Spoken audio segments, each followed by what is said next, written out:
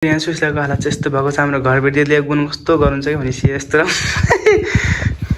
साथी लास्टमा काम लाग्ने घरबेटी दिदी हुनुहुन्छ। हेर्नुहोस् हाम्रो हेलो साथीहरू, नमस्ते, welcome back to my YouTube video. I hope तपाईँहरू सन्चै हुनुहुन्छ होला। हामी पनि सन्चै छ। आजको हाम्रो न्यू ब्लगमा म त सन्चै छु, तर सुस्ला चाहिँ सन्चै छैन। तपाईँले by the way thumbnail title लेखेर थाहा पाइसक्नु भएको छ होला कि आज सुस्लालाई एकदम धेरै गाह्रो भएको छ। आज हामी हस्पिटल लाग्दैछौँ। तिमी डक्टरले के भन्नुहुन्छ? अब लास्ट चाहिँ भस्मी गाह्रो भइसक्यो। डक्टरले चाहिँ अस्ति नै गएको बेला चाहिँ धेरै गाह्रो भयो भने आउनु भन्नुभएको थियो। अब हामी जाँदैछौँ उतादेखि चाहिँ मैले दिदीलाई फोन गरेर बोलाएको छु। अनि उतादेखि दिदी आइस, हामी यतादेखि जान्छ। मम्मी चाहिँ यहीँ बस्नुहुन्छ, किनकि अब नानीसँग हुनुहुन्छ। अनि त्यही भएर चाहिँ म अब के भयो भने चाहिँ फेरि बिहान दिदी पनि आउनुहुन्छ। अनि त्यही नै हो। अब हामी जाँदैछौँ। म तपाईँलाई सम्पूर्ण डिटेलहरू दिँदै गर्नेछु। सम्पूर्ण चाहिँ भिडियो लास्टसम्म हेर्नु होला। के कस्तो हुन्छ अनि सल्लाह सुझाव पनि दिँदै गर्नु होला। कमेन्ट पनि गर्दै गर्नु होला। म एकछिनमा सुस्लालाई देखाउँछु ल।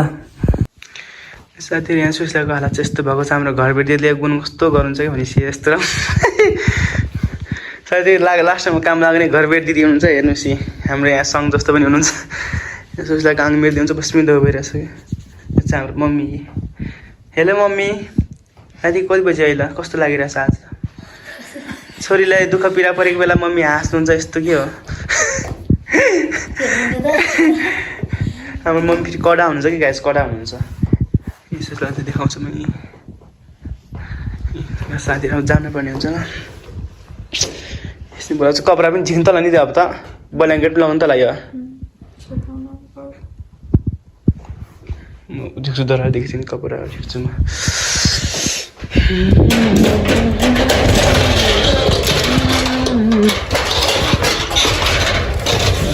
यही ब्यागमा चाहिँ कपडाहरू धेरै नलैजान बच्चाको। ए ब्याग रेडी पार न। अनि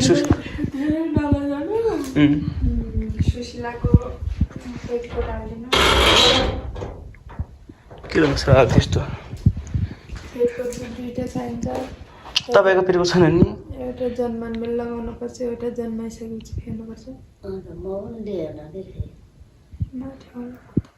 छ नि तपाईँको? सो साथीहरू अहिले चाहिँ हामी जान लागिसकेको छौँ हस्पिटल। सुस्ला चाहिँ अगाडि स्कुटीमा गइसक्यो। त हाम्रो लेखरको दिदी लगाएको छ हस्पिटल लाग्नको लागि।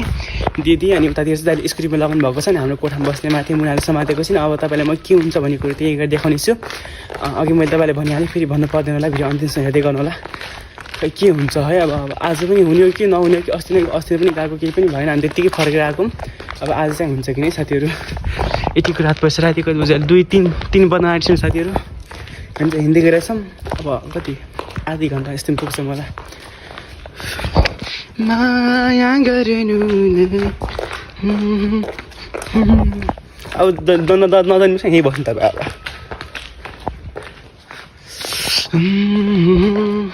अब दिदी कतिको जाडो छ? वेलकम मेरो ब्लगमा।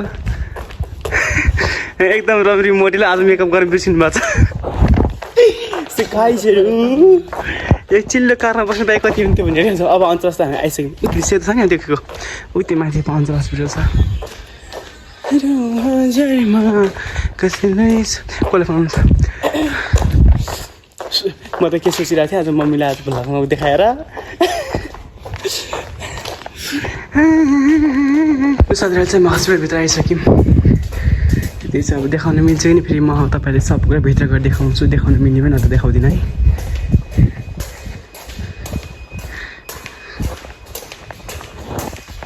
फेरि 22 नम्बर यति देखा।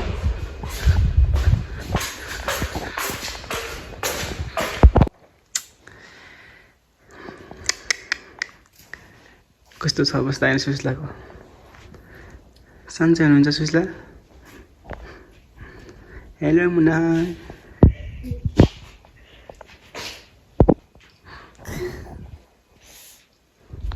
त्यो पल्टिने भन्नुभएको नि? डुल हिँड यताउता गर्ने मेरो के हो यो? ढेर डुल्नु पनि सक्दैन क्या त?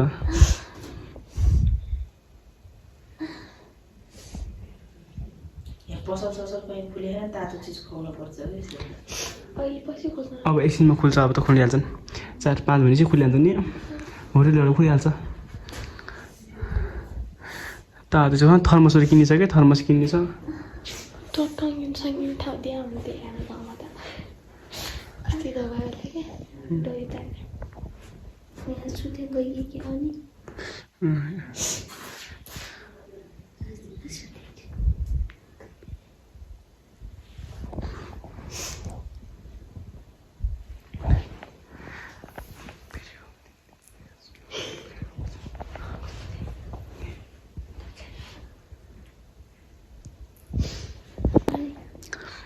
ल साथीहरू अहिले चाहिँ हामी यहाँ हस्पिटल आएको छौँ। यहाँ सुशीलालाई चाहिँ नर्मल हुनु एकदम धेरै गाह्रो छ भनिदिएको छ। त्यही पनि हामी सक्दो ट्राई गर्छौँ कि नि बुढीमा त तिमी ट्राई गर्ने सकेछौँ है। अनि त्यही माथि पनि अब यहाँ अपरेसन हुन्न भन्ने यस्तो कुरा गर्नुभएको छ यहाँ। अनि नभएपछि फेरि हामीले नेपालगञ्ज कुदाउनु पर्ने हुन्छ। सुशीलाको भर्खर 3 घर खोलेको छ अरे, त्यही भएर हामी हिँडाउँदैछौँ। जाम हिँड्दै यतातिर हिँडेपछि सर्लक उतातिर हिँड्दै अब हिँड्दै गएछौँ। अब के कस्तो हुन्छ म तपाईँलाई भन्दै नै गर्छु। भिडियो अन्तिमसम्म हेर्दै गर्नु होला साथीहरू। एकदम नाजुक छ क्या अवस्था। ऊ पनि अब सानै उमेरमा भयो। अब आजबाट त पशु त लागिरहेको छ मलाई त। अपरेसन गर्ने भएपछि गाह्रो छ साथीहरू, गाह्रो छ।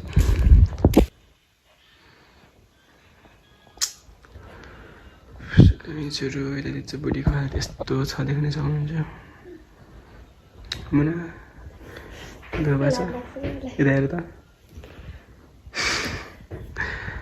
सुशीलालाई यस्तो भन्छ कतिखेर जन्मिने होला यहाँ यहाँ गर्ने।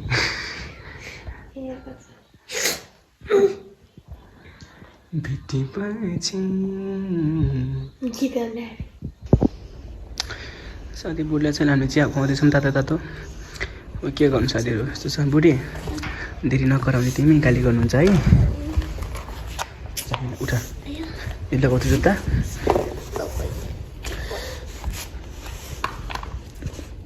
चिसो भयो कि अब जुत्ता। उठा हातले यसो हात छिटो खोलेर बेला के हुन्छ लास्ट अब त छोराछोरी नपाउने। अर्को खै एकचोटि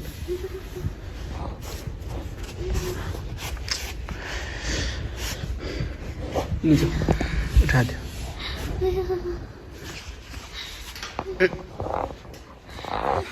जमाको तल। सो गाइजहरू अहिले चाहिँ हामी आएको छौँ बाहिर। यहाँ सुशीलालाई डुलाएको बेला चाहिँ हामीलाई घाम लागेको बेला चाहिँ बसौँ भनेर यहाँ बस्नु लागेको। एकदम धेरै गाह्रो छ अवस्था हेर्नुहोस्। म चाहिँ आउँछु ल चप्पल लगाएको थियो लगाइसिस् यता कमानमा पकाएको थियो रात यता हामी नै राखेको छौँ। मन नाचिन्छ घरि घरि साथीहरू। उसको चाहिँ अब अहिलेसम्म चाहिँ 6वटा घर खुलिसकेको छ भने डक्टरले भन्दै हुनुहुन्थ्यो। सायद नर्मल जन्मिन्छ होला आशा छ। अहिले चाहिँ हामी के भन्छ भने यहाँ वेटिङ गरिरहेको छौँ। ल मुना यहाँ मुनाको पनि वेटिङ छ यहाँ दिदी। अहिले चाहिँ हाम्रो अर्को रुममा छ हाम्रो लक्ष्मी दिदी। भिना चाहिँ हेरौँ न यहाँ दिदी कस्तो राम्रो हुनुभएछ।